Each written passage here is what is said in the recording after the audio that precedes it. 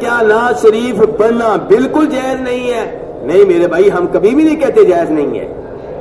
جناب حسان ابن ثابت رضی اللہ تعالیٰ عنہ نبی علیہ السلام کی شان میں نعتیں کہتے رہے، شعر کہتے رہے، تو آپ کی شان میں شعر کہنا بالکل جائز ہے، لیکن ویسے شعر کہیں جیسے جناب حسان نے کہے تھے، شرک سے پاک تھے۔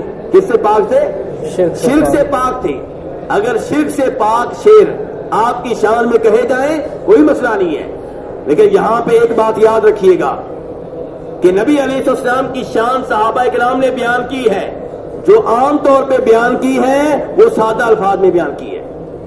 98% بلکہ 99% صحابہ کرام نے آپ کی باتیں، آپ کا اٹھنا، آپ کا بیٹھنا، آپ کا حسن و جمال، آپ کا لباس، آپ کی داڑھی، آپ کی بیویاں، آپ کی باتیں بیان کی ہیں سادہ الفاظ میں، نثر میں۔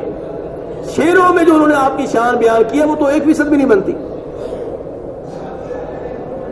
یہی انداز ہمیں اختیار کرنا چاہیے، اور یہاں پہ یہ بھی بات ذہن میں رکھیں کہ نعت کا کوئی مقصد ہونا چاہیے، کوئی پیغام ہونا چاہیے، صرف خوبصورت آواز سننا مقصد نہیں ہونا چاہیے۔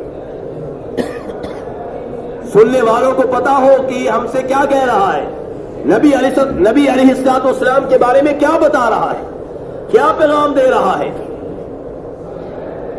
اور پھر نعتیں سادہ ہوں، ان کے ساتھ ساز نہ ہو، موسیقی نہ ہو، گانوں کی طرز پہ نہ ہو، ڈھولکی کا بندوبست نہ ہو۔